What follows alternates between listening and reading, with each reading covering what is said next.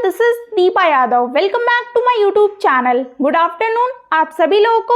आज था MP one रक्षक का पेपर, जो कि काफी सारे बच्चों ने इस पेपर को दिया होगा आज की डेट में।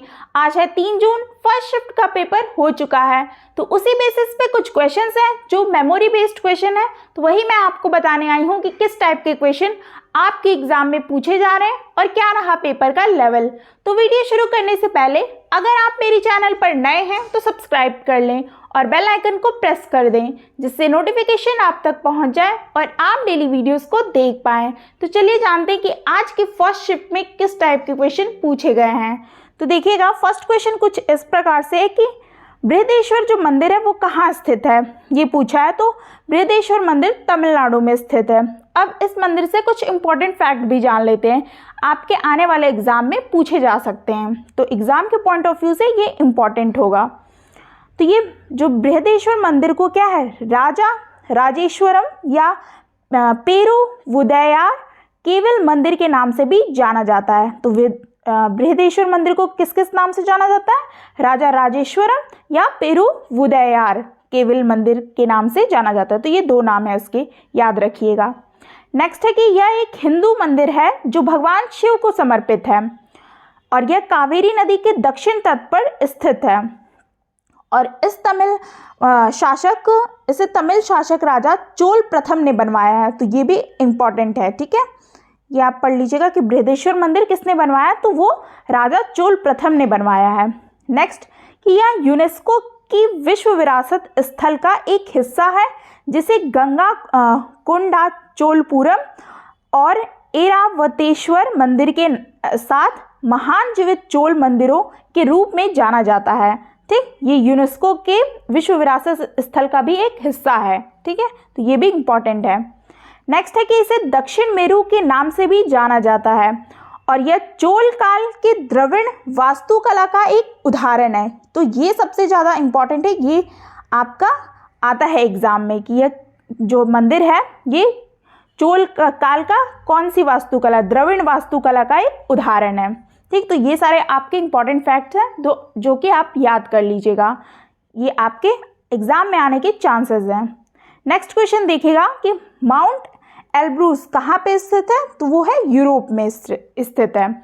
और कुछ भारत की प्रमुख चोटियाँ जो आपके एग्जाम के पॉइंट ऑफ व्यू से मैं लाई हूँ कि ये आ सकते हैं, संभावित क्वेश्चन है, आप इसे जरूर पढ़ के जाइए, किसी ना किसी शिफ्ट में देखने को जरूर मिल सकता है।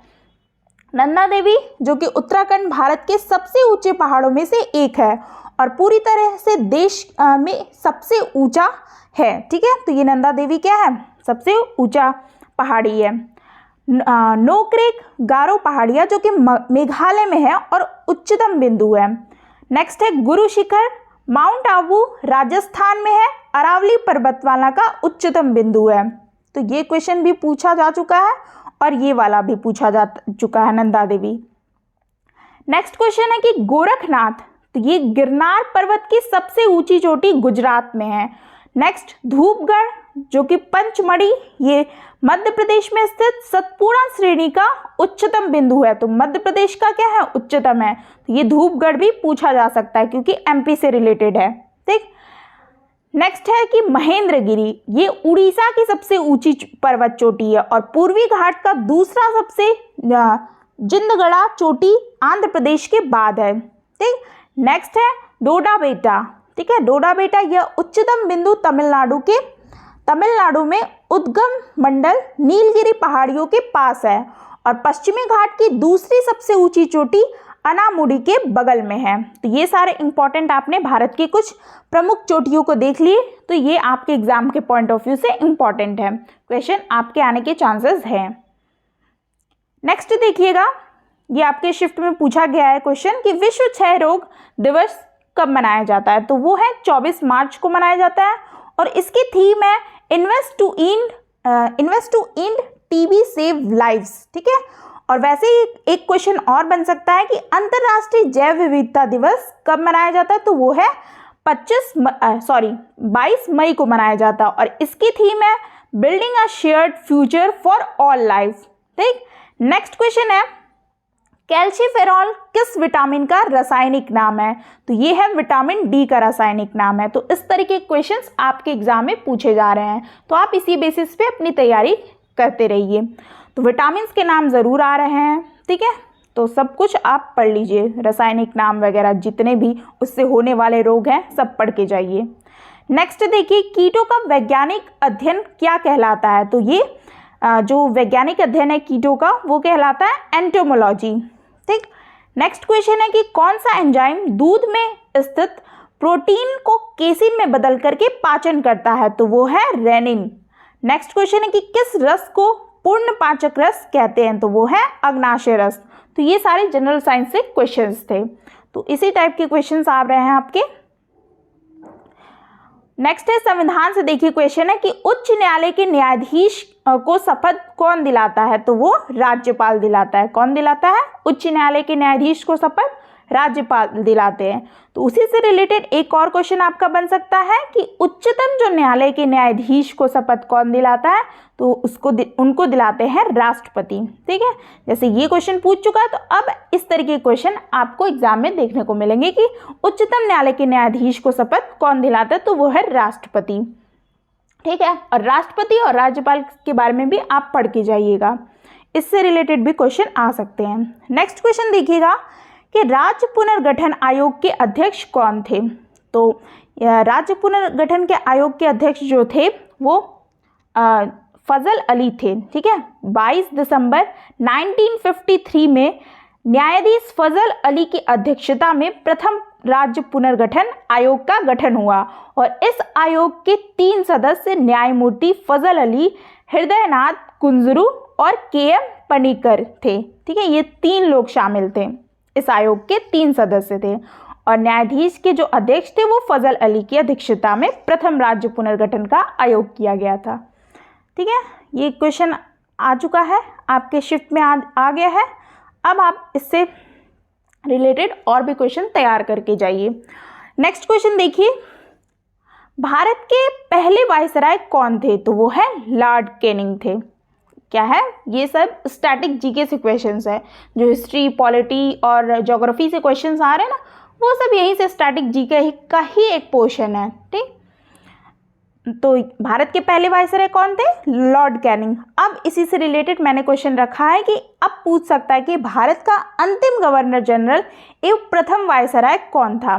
तो वो है लॉर्ड माउंटेन भारत, जो कि 1947 के अंतिम वायसराय, और स्वतंत्र भारत जो कि 1947 और 48 के प्रथम गवर्नर जनरल थे, और श्री राज गोपालचारी 1948 से 1950 तक भारत के अंतिम गवर्नर जनरल थे। तो ये भारत के पहले वायसराय पूछा, और यहाँ पे भारत का अंतिम गवर्नर जनरल कौन है और प्रथम वायसराय कौन है, ठीक है। तो ये आप पढ़ के जाइएगा, आपके एग्ज़ाम के आने वाले, मतलब जो भी हैं जिनके आगे एग्ज़ाम है, वो इस क्वेश्चन के आने के चांसेस बन सकते हैं।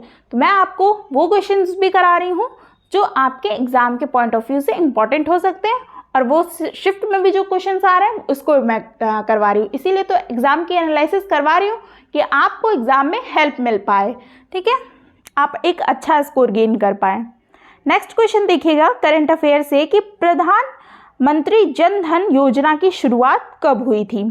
तो ये क्वेश्चन बहुत रिपीट हो चुके हैं, ठीक है। कहने को तो ये पुराना है, 2014 का है, लेकिन ये आ रहे हैं, ठीक है। 28 अगस्त 2014 में प्रधानमंत्री जन धन योजना की शुरुआत हुई थी। तो ये इतने ही क्वेश्चंस थे आज, और आपको ये क्वेश्चन सही लगे, आपके जो भी एग्ज़ाम के पॉइंट ऑफ व्यू से मैंने जितने भी इम्पॉर्टेंट फैक्ट्स थे वो भी बता दिए। अब आपको क्या करना है कि आप इसी बेसिस पे आप अपनी तैयारी रखिए, क्योंकि 20 जून तक आपके पेपर होने हैं, और आप जो मैथ्स है, इंग्लिश है, हिंदी में, उसमें एक कॉमन टॉपिक जो मैं आपको कल बताई थी कि वो टॉपिक से आप पढ़ के जाइए। मैथ्स में आपको टाइम डिस्टेंस, सिंप्लीफिकेशन, परसेंटेज, ये सारे टॉपिक आप पढ़ के जाइए। प्रॉफिट लॉस के क्वेश्चंस, हाँ, करंट अफेयर से 4-5 क्वेश्चंस आ रहे हैं। इंग्लिश में पैराजम्बलिंग क्वेश्चन, सिनोनिम, एंटोनिम्स, हिंदी में आपका वही शुद्ध शब्द, पर्यायवाची, विलोम, कारक, तो ये सारे कॉमन टॉपिक है ना, तो ये आप पढ़ के जाइए। आपका आई होप अच्छा एग्ज़ाम जाएगा। आई होप आपको वीडियो अच्छी लगी हो, तो चैनल को सब्सक्राइब करें और वीडियो को लाइक करके ज़रूर जाएं। मिलते हैं फिर और भी कुछ ऐसे ही मेमोरी बेस्ड क्वेश्चंस के साथ। Thanks for watching.